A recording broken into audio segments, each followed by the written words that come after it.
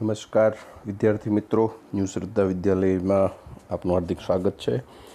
આજે આપણે ઓનલાઈન લેક્ચરમાં સૌથી અગત્યનો અને સૌથી રસપ્રદ મુદ્દો જે આપણા સામાન્ય જ્ઞાન માટે પણ જરૂરી છે તેનો આપણે અભ્યાસ કરવાનો છે। તો ખાસ તમને વિનંતી કે તમે તમારી જોડે નોટ પેન રાખજો। હું જે કંઈ શબ્દ બોલું છું એ શબ્દશઃ લેક્ચર છે એ નોટ ડાઉન કરવાનો પ્રયત્ન કરજો। ઘણી બાબત છે એ ક્લેરિફાઈ કરવી પડે એવી છે। તો અહીંયા આજે આપણે જે અભ્યાસ કરવાનો છે એ પ્રશ્ન છે ઋતુચક્ર કોને કહેવાય છે અને તેના તબક્કા। 2 અથવા 3 માર્કમાં 2 કટકામાં પણ પૂછાય છે। ઋતુચક્ર કોને કહેવાય છે એવું પૂછે છે। 3 માર્ક્સમાં ઋતુચક્રના તબક્કાઓનું વર્ણન કરો તેવી રીતે પૂછાય છે। તો વિદ્યાર્થી મિત્રો, સૌથી રસપ્રદ મુદ્દો છે, સરસ મુદ્દો છે। ખાસ અહીંયા ધ્યાન રાખજો કે અહીંયા આપણે હું જે તમને સમજાવવાનું છે પહેલાં તમે નોટ ડાઉન કરતા રહેજો કે કેટલાક અંતઃસ્ત્રાવી ગ્રંથિઓ છે અને કેટલાક હોર્મોન છે એ સંયુક્તપણે કામ કરતા હોય છે। ખૂબ અતિ સૂક્ષ્મ પ્રક્રિયા છે કે જેમાં ગ્રંથિઓ અને અંતઃસ્ત્રાવ ક્યારેક કોઈ ગ્રંથિ સક્રિય બની અંતઃસ્ત્રાવનો સ્ત્રાવ કરે છે, ક્યારેક એ અમુક સ્ત્રાવ છે એ ગ્રંથિને સક્રિય કરે છે। તો આજે આવી આપણે રસપ્રદ જે મેટર છે કે જે ખાસ પ્રાઇમેટ્સ એટલે કે સસ્તન વર્ગના જે પ્રાણીઓ છે એ બધા જમાં નથી થતી, પણ ખાસ કરીને એપ્સ એટલે કે જે વાનરમાંથી ઉતરી આવેલા છે તેમાં આ તબક્કો જોવા મળે છે। યાદ રાખજો, બીજા ઘણા પ્રાણીઓમાં બીજું ચક્ર હોય છે, આમાં આપણે ઋતુચક્ર હોય છે। બીજા પ્રાણીઓમાં જે ચક્ર છે એની આપણે વાત ફ્યુચરમાં કરવાના છીએ, ભવિષ્યમાં। પણ અત્યારે મારે જે તમને વાત કરવાની છે તે પ્રજનન ચક્ર એટલે કે ઋતુચક્ર। એક ખાસ વિદ્યાર્થી મિત્રો યાદ રાખજો કે આ માદા પ્રજનન તંત્રમાં શુક્રકોષને ગ્રહણ કરવા અને ફલન માટેની પૂર્વ તૈયારી રૂપે આ ઋતુચક્ર જોવામાં આવે છે। ફરીથી કહું છું કે ઋતુચક્ર એ બીજું કંઈ નથી, ખાલી શુક્રકોષને અંડકોષ ગ્રહણ કરી શકે, અંડકોષ ફલિત થઈ શકે, એમાંથી ભ્રૂણ થઈ શકે, સંતતિનું નિર્માણ થઈ શકે, એના માટેની માદાના ગર્ભાશયમાં જે આ ફેરફારો છે એ થાય છે। તો વિદ્યાર્થી મિત્રો, હવે આપણે શરૂ કરીએ છીએ। થોડા મુદ્દા મેં તમને કીધા છે। બીજું ખાસ કે આ ઋતુચક્રને અગાઉ આપણે જે મુદ્દો શીખેલા હતા એટલે કે અંડકોષ જનનની જે પ્રક્રિયા જોઈ હતી કે આ સતત પ્રક્રિયા નથી, આ અસતત પ્રક્રિયા છે। માતાના ગર્ભમાં તે ચાલુ થાય છે, પછી બાળકીનો જ્યારે જન્મ થાય છે ત્યારે તે સ્ટોપ થાય છે અને ફરીથી તે તરુણાવસ્થામાં શરૂ થાય છે। તો અહીંયા જ્યારે તરુણાવસ્થામાં બાળકી પ્રવેશે છે તો એનું સૌથી પહેલું એનું પગલું છે એ ઋતુસ્ત્રાવ કહી શકાય કે જ્યારે એ ઋતુસ્ત્રાવ કરે છે ત્યારે સાબિત થાય છે કે સ્ત્રી છે તે પ્રજનનક્ષમ બની ચૂકી છે। ત્યારબાદ તે જીવન પર્યંત જેવી રીતે શુક્રકોષ જનનની ક્રિયા જીવન પર્યંત ચાલે છે એવી રીતે આ પ્રક્રિયા જીવન પર્યંત નથી ચાલતી। સ્ત્રીઓમાં 48થી 50 વર્ષની ઉંમરે આ પ્રક્રિયા બંધ થાય છે એટલે કે ઋતુસ્ત્રાવ બંધ થાય છે। એને ખાસ કરીને એનો માટેનો શબ્દ છે રજો નિવૃત્તિ, ગુજરાતી શબ્દ છે। તમને અંગ્રેજીમાં અહીંયા જે શબ્દ આપેલો છે, તમને અહીંયા ખાસ એક અંગ્રેજી શબ્દ આપેલો છે, એને આપણે જ્યાં મેન્સ્ટ્રુએશન સાયકલ બંધ થાય છે એ રજો નિવૃત્તિ કહેવામાં આવે છે। પછી એક ટૂંકો પ્રશ્ન તમને કહી દઉં કે આ દર મોટાભાગે માસિક સ્ત્રાવથી ઓળખવામાં આવે છે। આ માસિક સ્ત્રાવ છે એ અહીંયા માસિક એટલે કે 28 દિવસના 28 થી 29 દિવસના આધારે ગણવામાં આવે છે। તો પ્રથમ ઋતુસ્ત્રાવની શરૂઆત યૌવનારંભ એટલે કે રજોદર્શન એને કહેવામાં આવે છે। દક્ષિણના રાજ્યોમાં જે આ પ્રક્રિયા છે એને ખૂબ એક ધામધૂમપૂર્વકની વિધિથી ઉજવવામાં આવે છે, જ્યારે આપણે ઘણી ધાર્મિક બાબતો આને સાથે સંકળાયેલી છે કે ક્યાંય અડવું ન જોઈએ એ બધી ખોટી માન્યતા છે, એમાં આપણે નથી જતા। હવે જે આપણે જોવાનું છે કે આ માનવીમાં માદામાં ઋતુસ્ત્રાવ સરેરાશ 28થી 29 દિવસના અંતરાલમાં પુનરાવર્તિત થાય છે અને પ્રથમ ઋતુસ્ત્રાવથી બીજા ઋતુસ્ત્રાવ વચ્ચેના ઘટનાને ઋતુચક્ર કહે છે. એટલે કે જે પ્રથમ વખત ઋતુસ્ત્રાવ થાય છે ત્યારબાદ જે દિવસો હોય છે, એટલે કે પ્રથમ દિવસથી માંડીને એ સતત 28 દિવસ સુધીની પ્રક્રિયા આપણે આ પ્રશ્નમાં ભણવાની છે અને એ 28 દિવસે પૂર્ણ થાય છે. ફરીથી પાછું એ તારીખથી ચાલુ થાય છે. બીજું કે ઘણીવાર કોઈને 30 દિવસ 31 દિવસ કે વધુ દિવસો પણ હોય છે. એના ઘણા આપણા માનસિક અવસ્થાઓ જેમ કે તણાવ છે, ચિંતા છે, એ પણ આ જે સાયકલ છે એના ઉપર ભાગ ભજવે છે કે એ તારીખમાં એક્ઝેક્ટ તારીખથી તારીખ મેન્સ્ટ્રુએશન સાયકલ નિયમિત ન પણ હોય એવું બને છે. ઘણીવાર અંતઃસ્ત્રાવનો પણ ફાળો હોય છે. તો ઋતુચક્રમાં એક અંડકોષ મુક્ત થાય છે. હવે અહીંયા જે આપણે પાછળ એના 3 તબક્કા શીખવાના છે એમાં હું તમને વાત કરવાનો છું કે 14મા દિવસે જે અંડપાત થાય છે, ઓવ્યુલેશન થાય છે, તો એ 14મા દિવસે ફલનની શક્યતા સૌથી વધારે હોય છે. તો ઋતુચક્રમાં ગર્ભાશયની ચક્રીય ઘટનાઓ, એન્ડોમેટ્રિયમમાં થતા ચક્રીય ફેરફારો. હવે અહીંયા ખાસ યાદ રાખજો કે દર ઋતુચક્રમાં જે ફેરફાર થાય છે એ ફેરફાર છે એ એન્ડોમેટ્રિયમમાં, એટલે કે જો અંડકોષ છે તે ફલિત થશે તો એન્ડોમેટ્રિયમ છે એ તૂટશે નહીં. જો અંડકોષ ફલિત નહીં થાય તો એ 28 દિવસ બાદ ફરીથી તૈયાર થવા માટે રક્તવાહિનીઓની સાથે અંડકોષ પણ તૂટી પડે છે. ત્યારબાદ રુધિરમાં થતા માદા જાતીય અંતઃસ્ત્રાવો જેવા કે ઇસ્ટ્રોજન અને પ્રોજેસ્ટેરોન. તો અહીંયા 1 માર્ક્સ માટેના ખાસ 2 અંતઃસ્ત્રાવો તમારે યાદ રાખવાના છે, ઇસ્ટ્રોજન અને પ્રોજેસ્ટેરોન. હવે જો ખાસ યાદ રાખજો કે ઇસ્ટ્રોજન એ માદા જાતીય અંતઃસ્ત્રાવ છે. પ્રોજેસ્ટેરોનનો એક અગત્યનો રોલ લેક્ટેશનમાં, એટલે કે દુગ્ધ સ્ત્રવણ, પ્રસૂતિ બાદ બાળકને પોષણ માટે માતા દૂધ પાય છે એના માટે જરૂરી છે. ઇસ્ટ્રોજન છે એ માદા જાતીય અંતઃસ્ત્રાવ છે. માદાના ગૌણ જાતીય લક્ષણો માટે પણ તે જવાબદાર છે. બીજું તમને એક સામાન્ય માહિતી આપી દઉં નીટ માટે કે અતિ સૂક્ષ્મ માત્રામાં મહિલામાં પણ ટેસ્ટોસ્ટેરોન હોય છે. યાદ રાખજો, અતિ અલ્પ માત્રામાં, પણ જ્યાં સુધી ઇસ્ટ્રોજન સક્રિય હશે ત્યાં સુધી ટેસ્ટોસ્ટેરોન જરા પણ પોતાની અસર દર્શાવી શકશે નહીં. અને જો ઇસ્ટ્રોજનનું પ્રમાણ ઘટશે તો જે નર જાતીય અંતઃસ્ત્રાવ છે ટેસ્ટોસ્ટેરોન એ પોતાની અસર દર્શાવશે. તો અહીંયા બીજું કે હવે તમે સમજી ગયા છો કે 28 દિવસીય ચક્રીય અવસ્થાઓ છે. આ જે ચક્રીય અવસ્થા છે તેને આપણે 3 ભાગમાં વિભાજિત કરી છે અને માદા જાતીય અંતઃસ્ત્રાવ, ઇસ્ટ્રોજન અને પ્રોજેસ્ટેરોન, એટલું મેં તમને જણાવ્યું છે. હવે એક સામાન્ય માહિતી તમારી સાથે શેર કરીશ કે આ ઋતુચક્ર છે એ ક્યારે બંધ થાય. ખાસ યાદ રાખજો.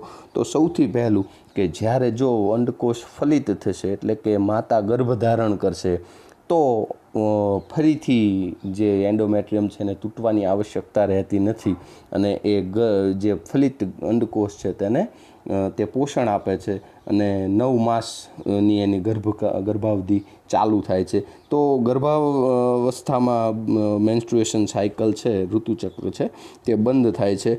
બીજું જે મેં તમને કીધું કે રજો નિવૃત્તિ, એટલે મોટા ભાગે સ્ત્રીઓમાં 48થી 50 વર્ષની ઉંમરે રજો નિવૃત્તિ આવે છે. એના માટેનો જે અંગ્રેજી શબ્દ મેં હમણાં કીધો તમારે પાઠ્યપુસ્તકમાં આવે છે ને, મેનોપોઝ કહેવાય છે. કે 48થી 50 વર્ષ ક્યારેક કોઈ આપણે સાંભળીએ છીએ કે મોટી ઉંમરે માતૃત્વ ધારણ કરતા હોય છે. તો આ થોડીક નેચરલ પ્રક્રિયા છે કે મોટા ભાગે 50 વર્ષે રજો નિવૃત્તિ આવે છે. એના માટે શબ્દ છે મેનોપોઝ. તો મેનોપોઝમાં એ ઋતુસ્ત્રાવ બંધ હોય છે. ત્રીજું કારણ કે ઋતુસ્ત્રાવ બંધ ક્યારે હોય છે કે જ્યારે ઇસ્ટ્રોજનનું પ્રમાણ ઘટે છે, ઓછા પ્રમાણમાં ટેસ્ટોસ્ટેરોન મેં તમને કીધું એમ સક્રિય હોય છે. તો જેનામાં જે સ્ત્રીમાં ઘણીવાર એવું બને કે ઇસ્ટ્રોજનનું પ્રમાણ ઓછું હોય તો એમાં સ્ત્રૈણ લક્ષણોની જગ્યાએ થોડાક પુરુષત્વના લક્ષણો જોવા મળે છે. એનું કારણ આ છે. હવે આપણે ઋતુસ્ત્રાવના જે તબક્કા છે તેનો આપણે અભ્યાસ કરવાનો છે. સૌથી પહેલો તબક્કો છે આપણે દિવસ દિવસમાં વિભાજિત કરેલા છે. હવેના મારા એક એક વિધાનો પર તમે ખાસ ધ્યાન રાખજો વિદ્યાર્થી મિત્રો, એ જરૂર પડે તો લખજો. હવે જો સૌથી પહેલો જે મુદ્દો ચાલુ થાય છે, હું દિવસમાં તમને સમજાવવાનો છું, અને જે આકૃતિ છે એ પણ તમે ખાસ હું આકૃતિના આધારે જ તમને સમજાવવાનો છું કે સૌથી પહેલી શરૂઆત ક્યાં થાય છે. તો સૌથી પહેલો જે ઋતુસ્ત્રાવનો તબક્કો છે 1 થી 5 દિવસ છે, તેમાં રુધિરવાહિનીઓ થોડું 50 થી 100 ml જેટલું લોહી અને અંડકોષ છે એનું પતન થતું હોય છે. તો સૌથી પહેલાં ઘટનામાં બને છે શું? તો જો જે આપણા એના માટે ગ્રંથિ છે એ મારે તમને કહેવાની છે કે સૌથી પહેલાં જે ઘટના ઘટે છે ઋતુસ્ત્રાવમાં કે 3 થી 5 દિવસનું આ હોય છે.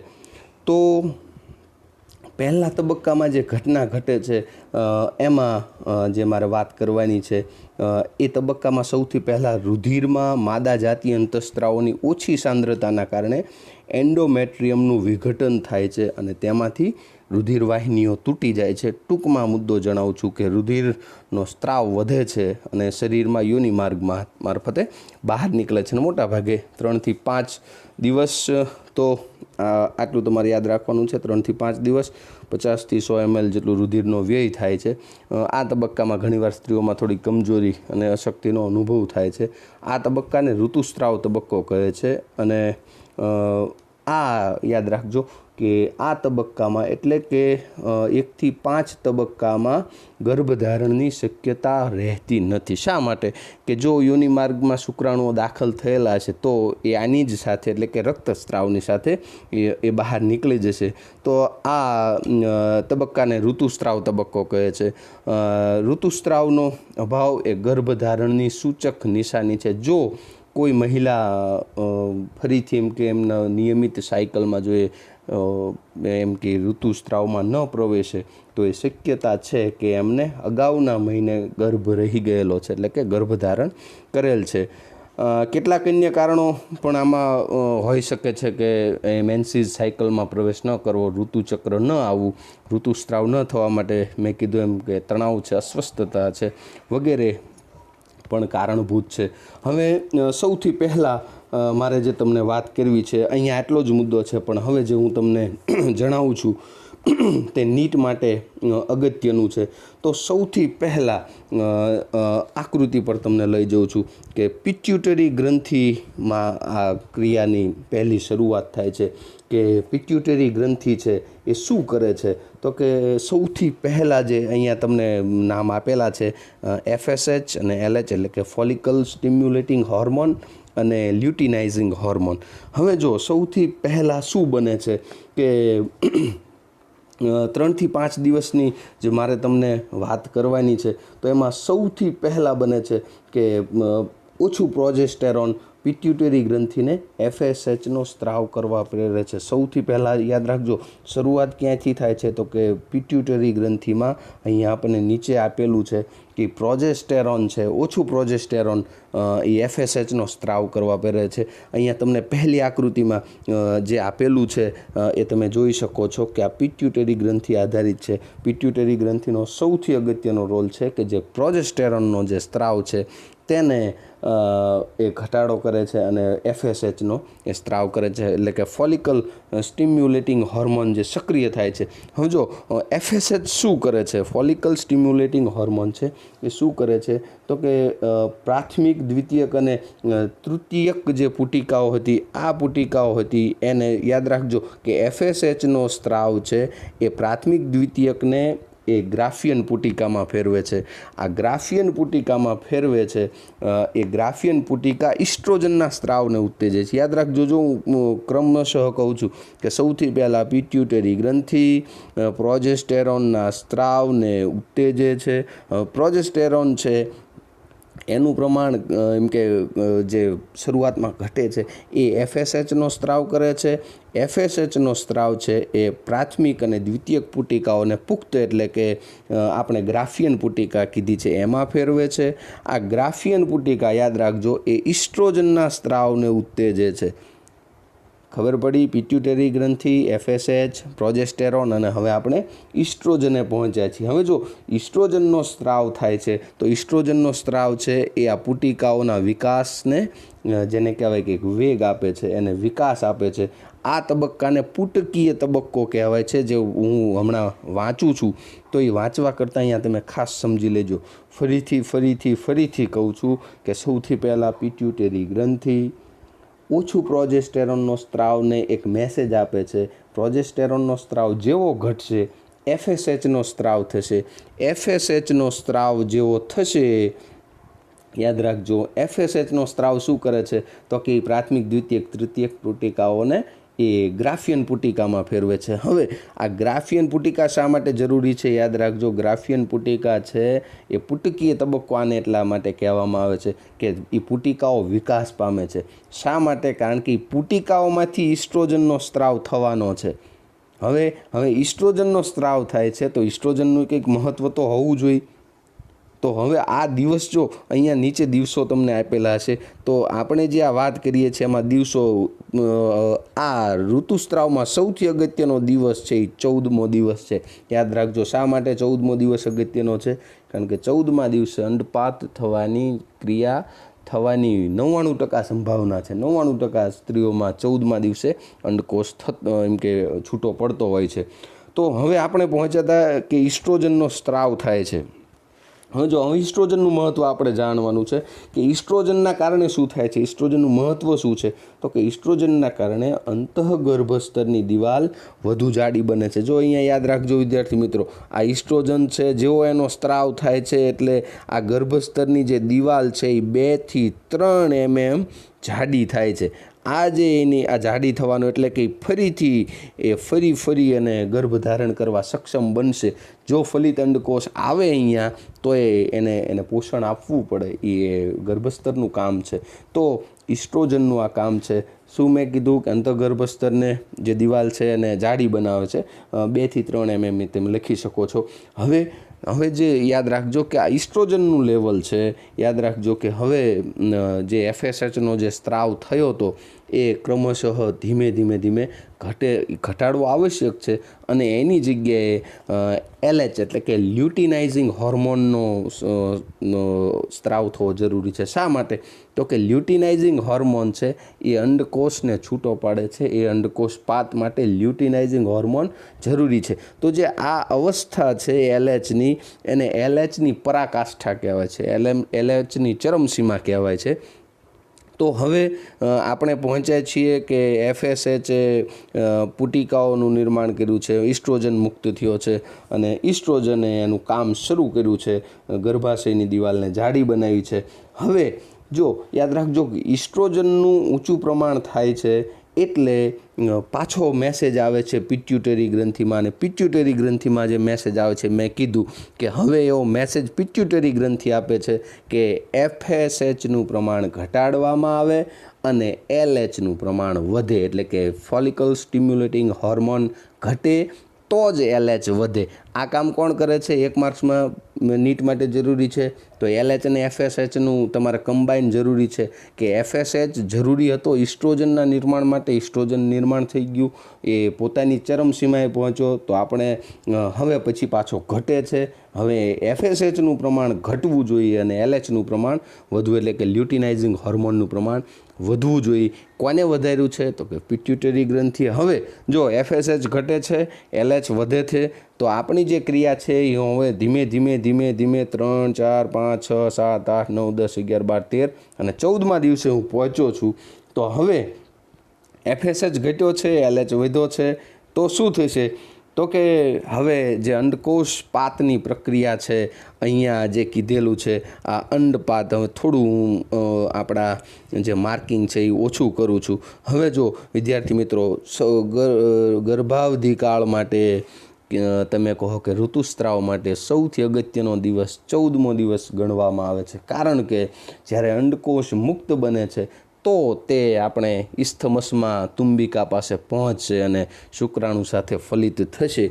આ શક્યતા માટે ઘણીવાર આપણે જોવાનું છે ઝિફ્ટ અને ગિફ્ટની ટેકનોલોજી છે કે મહિલાઓમાં જે બીજદાન કહી શકીએ આપણે કે ટેસ્ટ ટ્યુબ બેબી, તો એના માટે 14મો દિવસ ડૉક્ટરો સૌથી વધુ પસંદ કરતા હોય છે. એનું કારણ આ છે. હવે બીજું કે સર કેવી રીતે જાણતા હશે ડૉક્ટરો, જો મેડિકલ ટર્મ્સ છે એટલે આ હું શીખવી શકું છું તમને કે ડૉક્ટરો શેના આધારે કહી શકે કે તમારે 14માં નહીં પણ 15મા દિવસે અંડપાત થાય છે, ઓવ્યુલેશન ડૉક્ટર શબ્દ વાપરતા હોય કે તમારે 15માં નહીં, ઘણીવાર અમુક મહિલાઓ 2% એવી પણ હોય છે 16મા દિવસે, 17મા દિવસે, 18મા દિવસે થાય છે. તો એ ડૉક્ટરો કે શેના આધારે કહી શકતા હોય છે? તો યાદ રાખજો કે એ LHની પરાકાષ્ઠા એટલે કે એમના રુધિરમાં લ્યુટિનાઇઝિંગ હોર્મોનના લેવલના આધારે ડૉક્ટર નક્કી કરી શકતા હોય છે કે આટલામાં દિવસે આ થઈ શકશે. હવે આપણે જોયું છે LHનું પ્રમાણ વધી ગયું છે, અંડપાત થઈ ગયો છે. હવે LHની માત્રા તો વધારે છે, તો જે LHની માત્રા છે વિદ્યાર્થી મિત્રો આ યાદ રાખજો કે LHની માત્રા પ્રોજેસ્ટેરોનના સ્ત્રાવને ઉત્તેજે છે. પ્રોજેસ્ટેરોનનો સ્ત્રાવ છે એ પણ આવશ્યક છે. તો હવે આપણે થોડીક વાત કરવાની છે કે હવે જે આ પ્રક્રિયા હતી કે અંડકોષ પાત થાય છે અને કોર્પસ લ્યુટિયમ, યાદ રાખજો આ શબ્દ ખાસ, કોર્પસ લ્યુટિયમની જે આપણે વાત કરી છે તો કોર્પસ લ્યુટિયમ છે એ પ્રોજેસ્ટેરોનનો સ્ત્રાવ કરે છે. યાદ રાખજો જે ઉત્તેજના છે, જે મેસેજ છે એ માત્ર પિટ્યુટરી ગ્રંથિ પાસ કરે છે કે ચાલો હવે LHનું પ્રમાણ વધી ગયું છે, ઓવ્યુલેશન થઈ ગયું છે, તો જ્યારે ચરમસીમાએ છે લ્યુટિનાઇઝિંગ હોર્મોનનો સ્ત્રાવ, ત્યારે કોર્પસ લ્યુટિયમ છે એ પ્રોજેસ્ટેરોનનો સ્ત્રાવ કરે છે. આ પ્રોજેસ્ટેરોન છે, હવે જો આ સમયગાળામાં મેં કીધું એમ કે જો ફલન થશે, યાદ રાખજો કે અહીંયા જો તમને દેખાડેલું છે આ પ્રોજેસ્ટેરોનની લાઈન છે, તમને પાઠ્યપુસ્તકમાં રેડ કલરથી દર્શાવેલી છે. આ પ્રોજેસ્ટેરોનનું પ્રમાણ વધે છે જો ફલન થશે, સફળ ફલન થશે, અંડકોષ ફલિત થશે,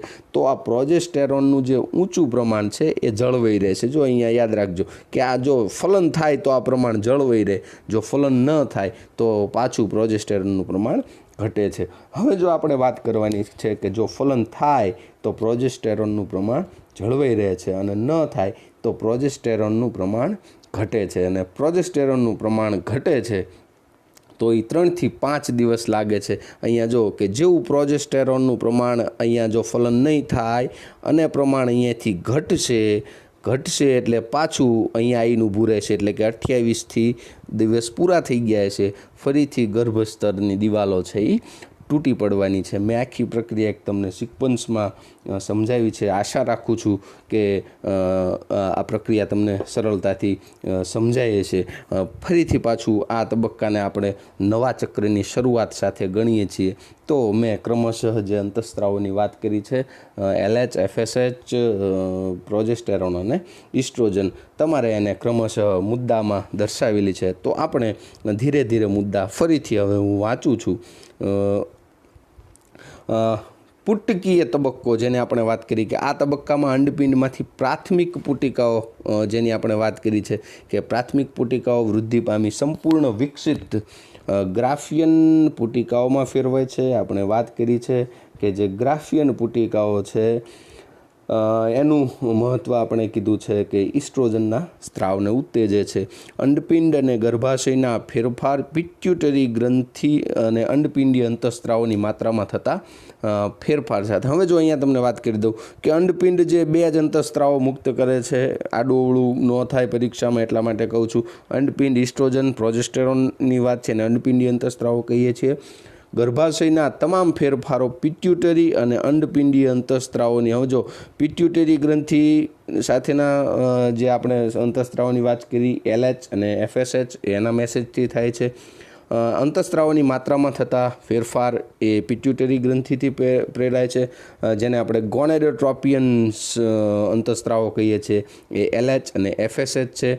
આ સ્ત્રાવ છે એ પુટકીય તબક્કા દરમિયાન ક્રમશઃ વધે છે. તે પુટકીય વિકાસ અને તેમજ વિકસિત પુટિકાઓ દ્વારા ઇસ્ટ્રોજનનો સ્ત્રાવ થાય છે. હવે જો હું જે બોલ્યો છું એ તમારે લખવું હોય તો એ પણ સરળ ભાષામાં બોલેલો છું, એ તમને સરળ ભાષામાં સમજાવેલું છે, તો એવી રીતે પણ તમે લખી શકો છો.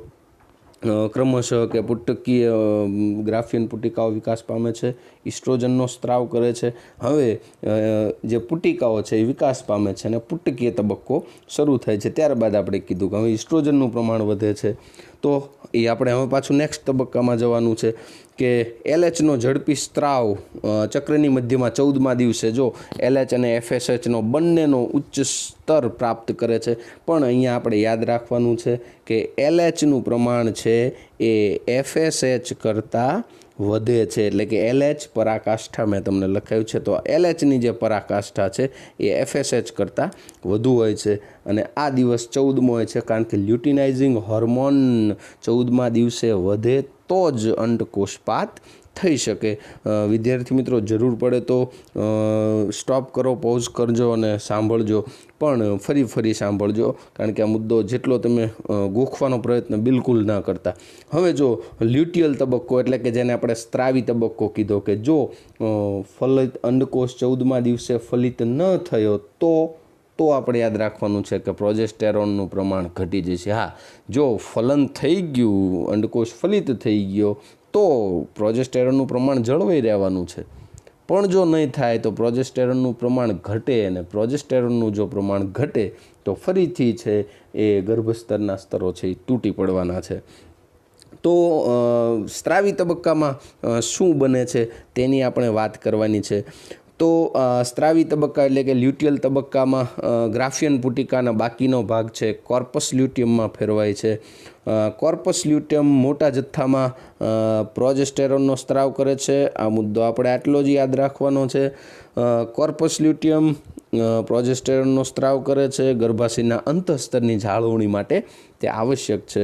ગર્ભાશયનું આ અંતઃસ્તર ફલિત અંડકોષના, હવે જો પ્રોજેસ્ટેરોનની માત્રા જળવાવા માટે અંડકોષ છે એ ફલિત થવો અને ગર્ભધારણ માટે જરૂરી છે. ગર્ભધારણ દરમિયાન ઋતુચક્રની બધી જ ઘટનાઓ અટકી જાય છે. મેં પહેલાં જ કીધું કે ઋતુસ્ત્રાવ ક્યારે ન થાય તો આપણે ખાસ યાદ રાખવાનું છે કે જો ધારણ થઈ જાય તો ગર્ભધારણમાં ઋતુચક્રની બધી જ ક્રિયાઓ સ્ટોપ થઈ જાય છે, એરેસ્ટ થઈ જાય છે. જો ફલન ન થાય તો, હવે જો અહીંયા આ મુદ્દામાં એવું કંઈ સમજ નથી આવી, જો ફલન ન થાય તો પ્રોજેસ્ટેરોનનું પ્રમાણ ઘટે છે, આ ખાસ યાદ રાખજો. અને પ્રોજેસ્ટેરોનનું પ્રમાણ ઘટે તો એન્ડોમેટ્રિયમનું જે વિઘટન છે એ નિશ્ચિત છે અને નવા ચક્રની શરૂઆત થાય છે. માણસમાં મેં વાત કરી 48થી 50 વર્ષની ઉંમર આસપાસ તે બંધ થાય છે, જેને મેનોપોઝ અથવા ગુજરાતીમાં તેને રજો નિવૃત્તિ કહેવામાં આવે છે. આ ચક્રીય ઋતુસ્ત્રાવ સામાન્ય પ્રજનન અવસ્થાનું સૂચક છે. હવે જો ઋતુસ્ત્રાવ છે એ જેને કહેવાય કે પ્રજનન અવસ્થાનું, એટલે કે મેં કીધું એમ પ્રજનન ક્ષમનું એક લક્ષણ છે, જે એક આપણે વાત એક ઉંમર ચોક્કસ તો નથી, પણ 13 વર્ષની છોકરીઓમાં 12 થી 13 વર્ષની ઉંમરથી 50 વર્ષની ઉંમર સુધી લંબાયેલું છે. આ જ ગાળામાં તે ગર્ભધારણ કરી શકે છે. તો વિદ્યાર્થી મિત્રો, શક્ય છે એટલું તમામ વધારાનું નોલેજ પણ તમારી સાથે પીરસ્યું છે, તમારી સાથે શેર કર્યું છે. તો પ્રશ્ન આ કરતાં પણ તમે વધારે સારી રીતે જે તમારી સામે છે તેના કરતાં પણ વધારે તમે સારી રીતે લખી શકો છો. પણ મેં જે પ્રક્રિયા તમને સળંગ કીધી છે તેને તમે તબક્કા વાઇઝ કરજો. સૌથી પહેલાં તમારે 1 થી 5 દિવસ, એટલે કે મોટાભાગે 3 થી 5 દિવસ, 3જા થી 5મા દિવસ દરમિયાન સૌથી વધારે રક્તસ્ત્રાવ થતો હોય છે. તો એમાં આપણે 50 થી 150 ml સુધીનું રક્તસ્ત્રાવ થાય છે, તે નોંધ કરવાની છે. ત્યાર પછી આપણે જે અંતઃસ્ત્રાવો કીધા છે, એટલે કે એલએચ એફએસએચની વાત કરવાની છે. 14મો દિવસ ખાસ મહત્ત્વનો છે. તમારા એ જે પુટકીય તબક્કો છે એમાં 14મો દિવસ છે એ ખાસ નોંધવાનો છે કે શા માટે 14મા દિવસે અંડકોષ પાત થાય છે. તો એ સમયે એફએસએચ કરતાં એલએચનું પ્રમાણ વધે છે, એટલા માટે અંડપાત થાય છે. ત્યારબાદ કોર્પસ લ્યુટિયમ નો વિકાસ થાય છે. કોર્પસ લ્યુટિયમ એલએચ જરૂરી છે અને એ પ્રોજેસ્ટેરોનનો સ્ત્રાવ કરે છે, અને પ્રોજેસ્ટેરોન છે એ પાછો લ્યુટિયલ તબક્કો એટલે કે સ્ત્રાવી તબક્કાનો પાયો નાખે છે. તો આશા રાખું છું કે તમને તમારે જે સમસ્યાઓ છે તેનું સમાધાન થઈ ગયું હશે. અને નેક્સ્ટ લેક્ચરમાં આપણે જ્યારે મળીશું, આ લેક્ચરમાં કંઈ ન ખ્યાલ આવ્યો હોય તો મને મેસેજ કરજો. તો નેક્સ્ટ લેક્ચરમાં આપણે ફલનની ક્રિયા સાથે ફરીથી મળશું. ત્યાં સુધી રજા આપશો. તમારી કાળજી રાખશો. આવજો. ખૂબ ખૂબ આભાર.